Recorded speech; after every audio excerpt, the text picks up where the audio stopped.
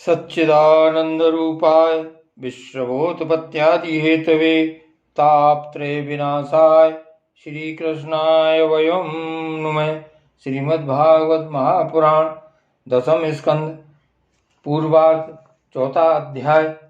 कंस के हाथ से छूटकर योग माया का आकाश में जाकर भविष्यवाणी करना। श्री सुखदेव जी कहते हैं, परीक्षित, जब वसुदेव जी लौट आए तब नगर के बाहरी और भीतरी सब दरवाजे अपने आप ही पहले की तरह बंद हो गए। इसके बाद नवजात शिशु के रोने की ध्वनि सुनकर द्वारपालों की नींद टूटी। वे तुरंत भोजराज कंस के पास गए और देवकी को संतान होने की बात कही। कंस तो बड़ी आकुलता और घबराहट के साथ इसी बात की प्रतीक्षा कर रहा था। द्वारपालों की बात सुनते ही वह झटपट पलंग से उठ खड़ा हुआ और बड़ी शीघ्रता से सूतकागृह की ओर झपटा। इस बार तो मेरे काल का ही जन्म हुआ है, यह सोचकर वह विह्वल हो रहा था। और यही कारण है कि उसे इस बात का भी ध्यान न रहा कि उसके बाल बिखरे हुए हैं। रास्ते में कई जगह वह लड़खड़ाकर गिरते गिरते बचा। बंदी गृह में पहुंचने पर सती देवकी ने बड़े दुख और करुणा के साथ अपने भाई कंस से कहा, मेरे हितैषी भाई, यह कन्या तो तुम्हारी पुत्र वधू के समान है, स्त्री जाति की है, तुम्हें स्त्री की हत्या कदापि नहीं करनी चाहिए। भैया, तुमने दैववश मेरे बहुत से अग्नि के समान तेजस्वी बालक मार डाले, अब केवल यही एक कन्या बची है, इसे तो मुझे दे दो। अवश्य ही मैं तुम्हारी छोटी बहन हूँ, मेरे बहुत से बच्चे मर गए हैं, इसलिए मैं अत्यंत दीन हूँ। मेरे प्यारे और समर्थ भाई, तुम मुझ मंदभागिनी को यह अंतिम संतान अवश्य दे दो। श्री सुखदेव जी कहते हैं, परीक्षित, कन्या को अपनी गोद में छिपाकर देवकी जी ने अत्यंत दीनता के साथ रोते रोते याचना की, परंतु कंस बड़ा दुष्ट था। उसने देवकी जी को छिड़क कर उनके हाथ से वह कन्या छीन ली। अपनी उस नन्ही सी नवजात भांजी के पैर पकड़कर कंस ने उसे बड़े जोर से एक चट्टान पर दे मारा।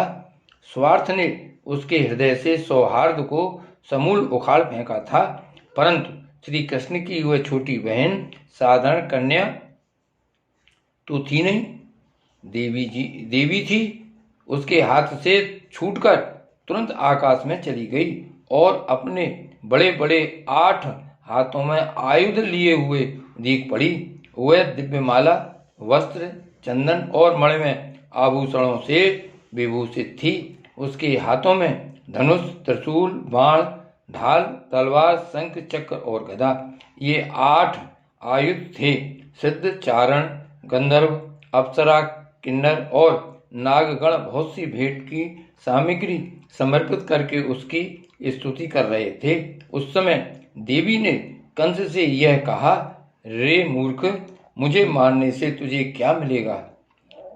तेरे पूर्व जन्म का शत्रु तुझे मारने के लिए किसी स्थान पर पैदा हो चुका है। अब तू व्यर्थ निर्दोष बालकों की हत्या न किया कर। कंस से इस प्रकार कहकर भगवती योग माया वहां से अंतर्ध्यान हो गईं और पृथ्वी के अनेक स्थानों में विभिन्न नामों से प्रसिद्ध हुई। देवी की यह बात सुनकर कंस को असीम आश्चर्य हुआ। उसने उसी समय देवकी और वसुदेव को कैद से छोड़ दिया और बड़ी नम्रता से उनसे कहा, मेरी प्यारी बहन और बहनोई जी, हाय हाय, मैं बड़ा पापी हूँ। राक्षस जैसे अपने ही बच्चों को मार डालता है, वैसे ही मैंने तुम्हारे बहुत से लड़के मार डाले। इस बात का मुझे बड़ा खेद है। मैं इतना दुष्ट हूँ कि करुणा का तो मुझ में लेश भी नहीं है। मैंने अपने भाई बंधु और हितैषियों तक का त्याग कर दिया। पता नहीं अब मुझे किस नरक में जाना पड़ेगा। वास्तव में तो मैं ब्रह्मघाती के समान जीवित होने पर भी मुर्दा ही हूँ। केवल मनुष्य ही झूठ नहीं बोलते, विधाता भी झूठ बोलते हैं। उसी पर विश्वास करके मैंने अपनी बहन के बच्चे मार डाले। ओह, मैं कितना पापी हूँ। तुम दोनों महात्मा हो, अपने पुत्रों के लिए शोक मत करो, उन्हें तो अपने कर्म का ही फल मिला है। सभी प्राणी प्रारब्ध के अधीन हैं, इसी से वे सदा सर्वदा एक साथ नहीं रह सकते। जैसे मिट्टी के बने हुए पदार्थ बनते और बिगड़ते रहते हैं, परंतु मिट्टी में कोई अदल बदल नहीं होती, वैसे ही शरीर का तो बनना बिगड़ना होता ही रहता है, परंतु आत्मा पर इसका कोई प्रभाव नहीं पड़ता। जो लोग इस तत्व को नहीं जानते, वे इस अनात्मा शरीर को ही आत्मा मान बैठते हैं। यही उल्टी बुद्धि अथवा अज्ञान है। इसी के कारण जन्म और मृत्यु होते हैं, और जब तक ये अज्ञान नहीं मिटता, तब तक सुख दुख रूप संसार से छुटकारा नहीं मिलता। मेरी प्यारी बहन, यद्यपि मैंने तुम्हारे पुत्रों को मार डाला है, फिर भी तुम उनके लिए शोक न करो, क्योंकि सभी प्राणियों को विवश होकर अपने कर्मों का फल भोगना पड़ता है।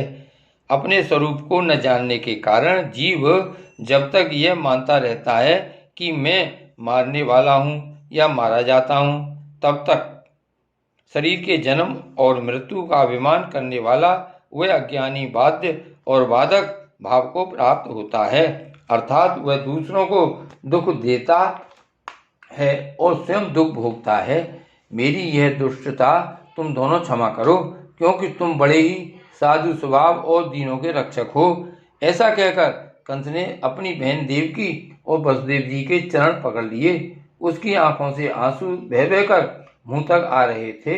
इसके बाद उसने योग माया के वचनों पर विश्वास करके देवकी और वसुदेव को कैद से छोड़ दिया, और वह तरह तरह से उनके प्रति अपना प्रेम प्रकट करने लगा। जब देवकी जी ने देखा कि भाई कंस को पश्चाताप हो रहा है, तब उन्होंने उसे क्षमा कर दिया। वे उसके पहले अपराधों को भूल गईं, और वसुदेव जी ने हंसकर कंस से कहा, मनस्वी कंस, आप जो कहते हैं वह ठीक वैसा ही है। जीव अज्ञान के कारण ही शरीर आदि को मैं मान बैठते हैं, इसी से अपने पराये का भेद हो जाता है, और यह भेद दृष्टि हो जाने पर तो वे शोक हर्ष भय द्वेष लोभ आदि और यह भेद दृष्टि हो जाने पर तो वे शोक हर्ष भय द्वेष लोभ मोह और मद से अंधे हो जाते हैं। फिर तो उन्हें इस बात का पता ही नहीं रहता कि सबके प्रेरक भगवान ही एक भाव से दूसरे भाव का, एक वस्तु से दूसरी वस्तु का नाश करा रहे हैं। श्री सुखदेव जी कहते हैं, परीक्षित, जब वसुदेव और देवकी ने इस प्रकार प्रसन्न होकर निष्कपट भाव से कंस के साथ बातचीत की, तब उनसे अनुमति लेकर वह अपने महल में चला गया। वह रात्रि बीत जाने पर कंस ने अपने मंत्रियों को बुलाया और योग माया ने जो कुछ कहा था वह सब उन्हें कह सुनाया। कंस के मंत्री पूर्णतया नीति निपुण नहीं थे। दैत्य होने के कारण स्वभाव से ही वे देवताओं के प्रति शत्रुता का भाव रखते थे। अपने स्वामी कंस की बात सुनकर वे देवताओं पर और भी चढ़ गए और कंस से कहने लगे, भोजराज, यदि ऐसी बात है तो हम आज ही बड़े बड़े नगरों में, छोटे छोटे गांवों में, अहीरों की बस्तियों में और दूसरे स्थानों में जितने बच्चे हुए हैं, वे चाहे 10 दिन से अधिक के हों या कम के, सबको आज ही मार डालेंगे। समर भीरु देवगण युद्धोद करके ही क्या करेंगे? वे तो आपके धनुष की टंकार सुनकर ही सदा सर्वदा घबराए रहते हैं। जिस समय युद्ध भूमि में आप चोट पर चोट करने लगते हैं, बाण वर्षा से घायल होकर अपने प्राणों की रक्षा के लिए सम्रांगण छोड़कर देवता लोग पारायण होकर इधर उधर भाग जाते हैं। कुछ देवता तो अपने अस्त्र शस्त्र जमीन पर डाल देते हैं और हाथ जोड़कर आपके सामने अपनी दीनता प्रकट करने लगते हैं। कोई कोई अपनी चोटी के बाल तथा कच्छ खोलकर आपकी शरण में आकर कहते हैं कि हम भयभीत हैं, हमारी रक्षा कीजिए। आप उन शत्रुओं को नहीं मारते जो शस्त्र अस्त्र भूल गए हों, जिनका रथ टूट गया हो जो डर गए हों, जो लोग युद्ध छोड़कर अन्य मनसक हो गए हों, जिनका धनुष टूट गया हो, या जिन्होंने युद्ध से अपना मुंह मोड़ लिया हो, उन्हें भी आप नहीं मारते। देवता तो बस वही वीर मानते हैं जहाँ कोई लड़ाई झगड़ा न हो। रणभूमि के बाहर वे बड़ी बड़ी डींग हाँकते हैं, उनसे तथा एकांतवासी विष्णु, वनवासी शंकर, अल्पवीर इंद्र और तपस्वी ब्रह्मा से भी हमें क्या भय हो सकता है। फिर भी देवताओं की उपेक्षा नहीं करनी चाहिए, ऐसी हमारी राय है, क्योंकि हैं तो वे शत्रु ही, इसलिए उनकी जड़ उखाड़ फेंकने के लिए आप हम जैसे विश्वास पात्र सेवकों को नियुक्त कर दीजिए। जब मनुष्य के शरीर में रोग हो जाता है और उसकी चिकित्सा नहीं की जाती, उपेक्षा कर दी जाती है, तब रोग अपनी जड़ जमा लेता है और फिर वह असाध्य हो जाता है। अथवा जैसे इंद्रियों की उपेक्षा कर देने पर उनका दमन असंभव हो जाता है, वैसे ही यदि पहले शत्रु की उपेक्षा कर दी जाए और वह अपना पांव जमा ले, तो फिर उसको हराना कठिन हो जाता है।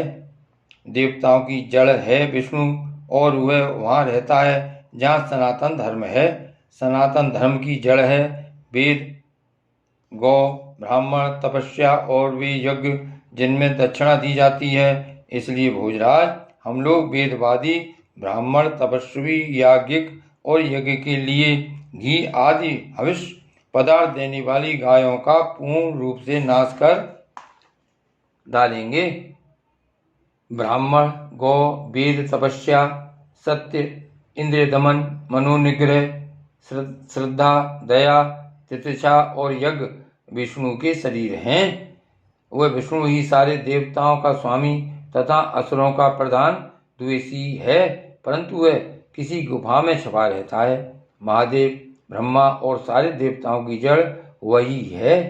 उसको मार डालने का उपाय यह है कि ऋषियों को मार डाला जाए। श्री सुखदेव जी कहते हैं, परीक्षित, एक तो कंस की बुद्धि स्वयं ही बिगड़ी हुई थी, फिर उसे मंत्री ऐसे मिले थे जो उससे भी बढ़कर दुष्ट थे। इस प्रकार उनसे सलाह करके काल के फंदे में फंसे हुए असुर कंस ने यही ठीक समझा कि ब्राह्मणों को ही मार डाला जाए। उसने हिंसा प्रेमी राक्षसों को संत पुरुषों की हिंसा करने का आदेश दे दिया। वे इच्छानुसार रूप धारण कर सकते थे। जब वे इधर उधर चले गए, तब कंस ने अपने महल में प्रवेश किया। उन असुरों की प्रकृति थी रजोगुणी। तमोगुणी के कारण उनका चित्त उचित और अनुचित के विवेक से रहित हो गया था। उनके सिर पर मौत नाच रही थी। यही कारण है कि उन्होंने संतों से द्वेष किया। परीक्षित, जो लोग महान संत पुरुषों का अनादर करते हैं, उनका वह कुकर्म उनकी आयु, लक्ष्मी, कीर्ति, धर्म, लोक परलोक, विषय भोग और सबके सब कल्याण के साधनों को नष्ट कर देता है।